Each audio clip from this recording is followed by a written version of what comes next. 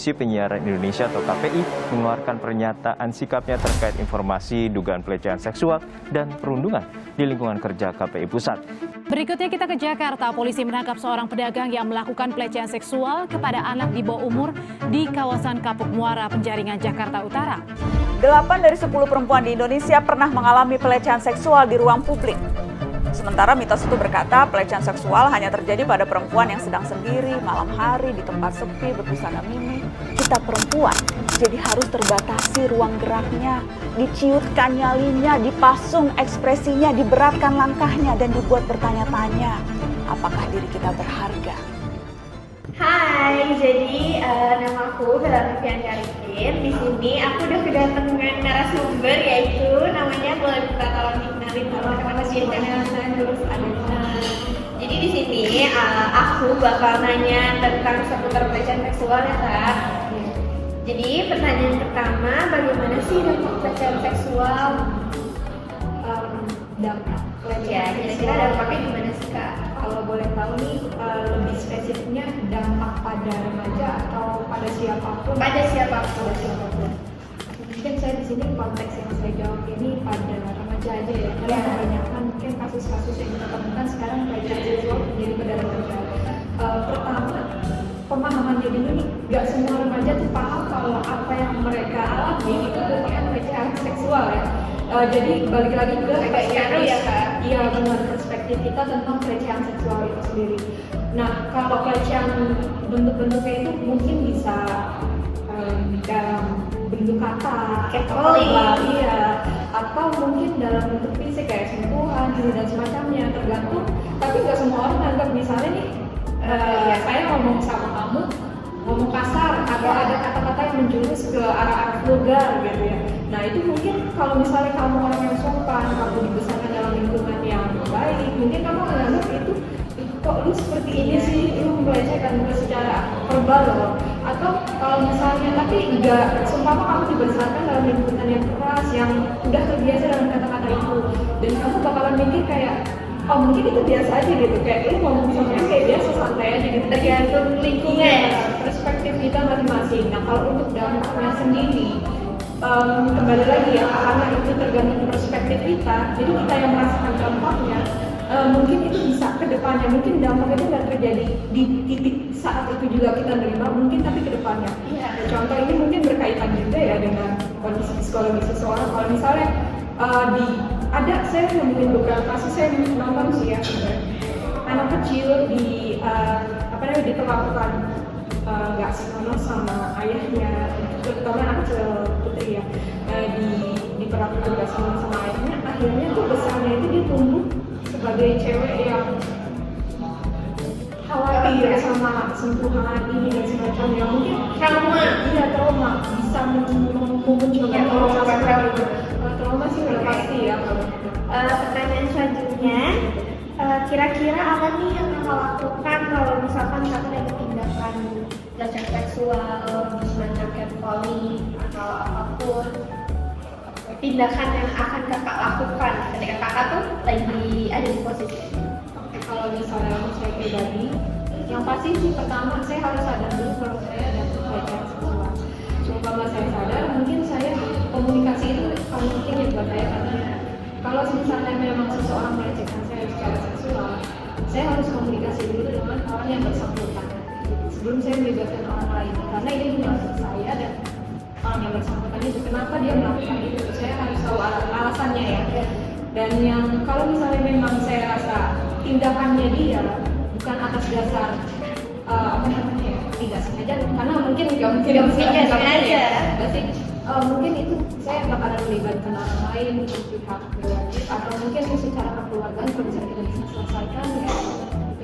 Kalau yang terakhir, menurut kakak yang harus dirubah itu pakaian perempuannya atau pola pikir laki-laki?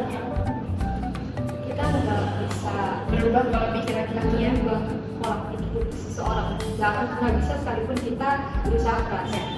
Kita merubah seseorang saat kita udah jadi figur yang baik untuk orang itu akan mau berubah untuk kita.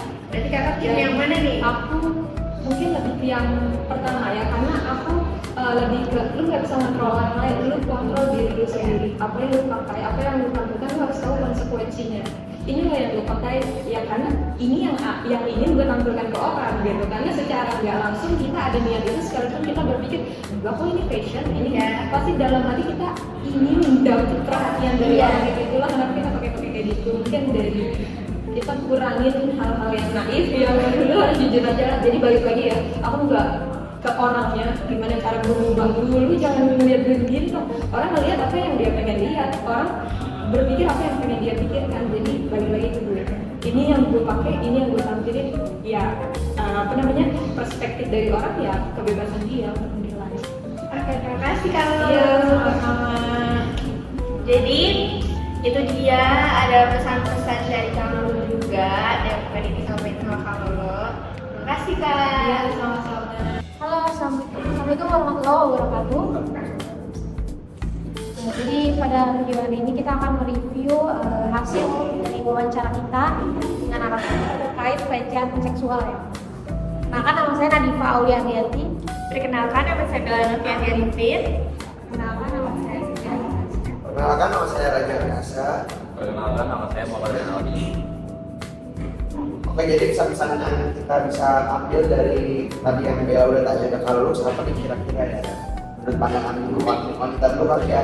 Ya, jadi pesan yang tadi bisa kita ambil dari Kalulux, kalau gue sih lebih ke arah kalau perempuan tuh harus menjaga dirinya dulu, baru dia gimana ya?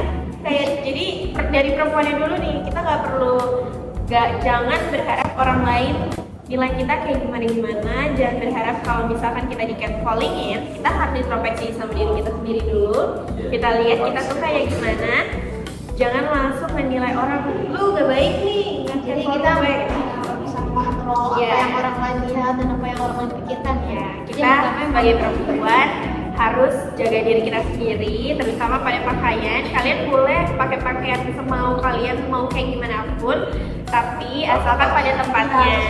Dan kalau misalkan kalian udah pakai pakaian kayak gitu, jangan berharap kalau kalian tuh aman, safe di luar sana, karena banyak banget laki-laki pasti yang matanya tuh agak jelalatan. Mata keranjang. Ya, jadi kita sebagai perempuan harus punya pola pikir yang kayak gue harus pakai kayak gini supaya menjaga diri gue dari laki-laki yang kayak gini. Tapi kalau misalkan kalian tetap mau pakai, itu udah resiko kalian. Karena yang setidaknya kita sudah berpakaian yang sopan atau sesuai dengan yang biasa kita pakai. Jadi kita nggak bisa merubah pola pikir laki-laki, harus positif guys. Tapi kalau dari laki-laki lebih mikirin gimana ya? Kita laki-laki semua kita punya ibu ya kan di rumah, jadi kita pikirin aja orang tua kita. Iya. Yang nyari cewek juga, gimana perasaan ada ceweknya ketika Dilecehin. Betul. Karena apa yang kita lakukan pasti bakal berdampak ke diri kita juga. Ya, yang penting Terus kita selanjutnya dampak dari catcalling itu lumayan agak besar guys. Jadi kalian para laki-laki tolong ya di sana kalau misalkan mau berbuat jahat sama perempuan dipikir-pikir lagi karena traumanya bakal seberat itu dan sebesar itu. Jadi kita kalau misalkan ada laki-laki baik yang cuma maunya pada lain-lain, karena kita punya trauma terhadap pelecehan seksual, jadi kita udah trauma dulu, takut duluan ngeliatnya. Karena yang punya trauma itu benar-benar sulit. Oke, kira-kira itu aja yang mau kita sampaikan. Kalau dari tadi kan kalau sadar tuh kayak cara mengatasi catcalling. Nah, kita belum tahu nih dari perspektif cewek-cewek ini bicara Mengatasinya balik lagi. Ya, dari jalan dulu coba. Mengatasinya balik lagi, yaitu dari diri kita sendiri sebagai perempuan harus dijaga. Jadi kalau kamu ada di posisi itu, apa yang kamu lakukan saat itu juga? Mungkin kalau misalkan jangan sampai kalau aku ada di posisi kayak gitu, aku bakal tindak tegas. Pertama, ngobrol dulu sama orangnya, tindak tegas sama orangnya, kasih tahu batasan sama orangnya. Kalau misalkan udah berlebihan, aku akan sangkut pautin orang ketiga. Kalau dari Diva gitu. kalau aku sebenarnya kayak senggol bacok ya. Senggol bacok, Kalau oke. karena kalau misalnya di tempat umum biasanya kan aku suka pasang muka serius, jadi orang tuh agak segan buat aku sendiri. Kalau misalnya emang ada berani, aku langsung Oh, pukul. Ya. Kalau dari Tasya nih terakhir. Kalau misalnya dari aku sih paling kayak teriak minta tolong gitu kan. Terus juga kalau misalnya tiba-tiba ada yang digituin, ya udah sebisa mungkin lo harus bisa bela diri sendiri. Buat wanita-wanita di luar sana, jaga diri, jaga Stay pakaian. safe, girl. Stay safe. Sayangin diri kalian ya guys. Oke, sekian dari kelompok kami. Bye. Bye. Terima kasih. Assalamualaikum warahmatullahi wabarakatuh.